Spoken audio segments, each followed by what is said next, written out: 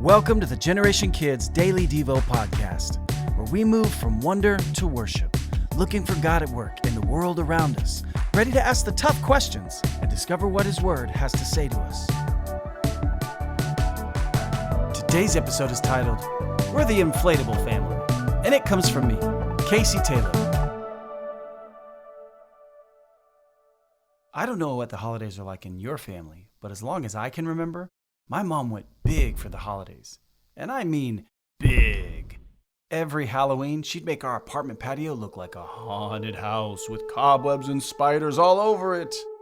We even won an award once for the best patio decorations. In December, she'd love to take us to the Christmas tree farm so we could cut down our own tree, drinking hot, spiced apple cider as we looked around for the perfect one. And then, once we'd found the right one, we'd bring it home and put what felt like hundreds of ornaments onto it, to the point that it almost looked like a toy store exploded all over our tree. Merry Christmas, you filthy animals. But through all those years, season after season, something started to happen. I caught the holiday bug as well. So when I had kids, we started going big at my home, which my wife didn't understand at first because she hadn't caught the bug yet. But as my kids did, and as they got excited every year to decorate, she caught it. And then we graduated from basic decorations on Halloween and normal ornaments at Christmas to the final boss level of decorations for any family. Inflatables! We started buying a brand new one every year, which then morphed into several new ones a year, to the point where now we have so many that we actually have to make choices each year about which ones we'll put out and which ones we won't. I don't have enough. We are the inflatable family now. When you have them all turned on, our house looks super spooky or wonderfully magical, depending on the season. But what's funny about being an inflatable family is that when they're turned off, your lawn looks like someone had a concert at your house the night before and left the trash all over the place for you to clean up. Or like someone's camping trip got interrupted by a tornado. The thing is, the one thing turning my lawn from the dump to the danger zone, or from whoa-ho-ho to ho-ho-ho, is power. For those inflatables to really shine, they needed to be plugged in. That one small dynamic changed everything. We know that they have power when they're inflated. And the electricity that they receive causes the motors to run, and then the air to blow, bringing us the inflatable wonderland. This is a picture that can help you understand how we can tell when someone is really plugged in to the Spirit and being led by God.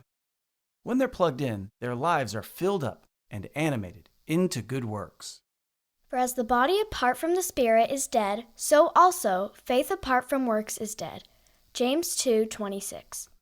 When we have faith in Jesus, what happens inside of us is that we are filled by the Spirit. The Spirit helps us learn to trust Him for all that we need. We read the Bible, and the Spirit helps us learn how to obey Him and to grow in understanding how much He loves us. As this happens, we are made alive by the Spirit, like my yard inflatables. Our faith and trust in Jesus is like plugging us into the power source. It's the electricity. And the Holy Spirit is the air filling us up and bringing us to life spiritually. We know that we're powered up because it's evident in how we're animated and brought to life. This passage is telling us that when a person says that they have faith in Jesus and claims to have belief, but their lives aren't animated by the Spirit and they're not moved into action, then their faith isn't real. It's like plugging into a dead power outlet. It looks like it should work, but it just doesn't. In this way, what comes out of a person will show what's going on inside of the person. If it's really being powered up, it will inflate and animate.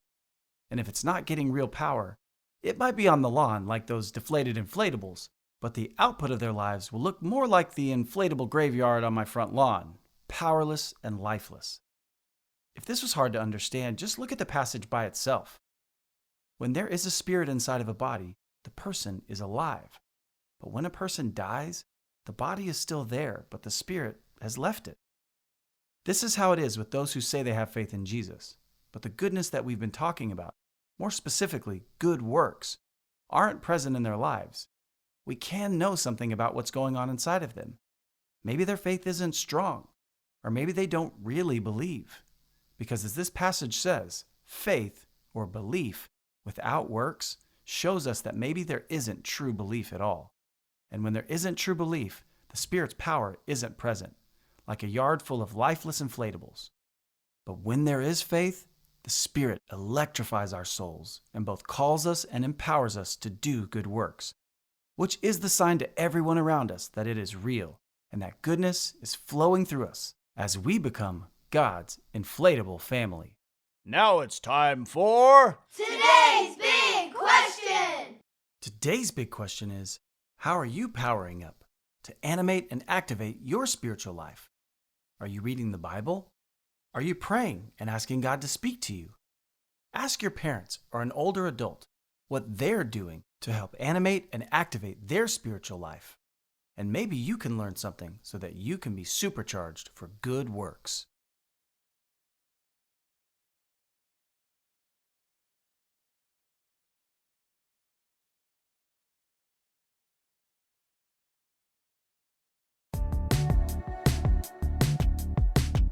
Thanks for listening to the Generation Kids Daily Devo podcast. If you want to keep in touch with us on all our social media platforms, check out the links in the description. And if you'd like to help support us as we continue to create meaningful content for kids of all generations, please subscribe to our Patreon by visiting us at patreon.com/wearegenerationkids.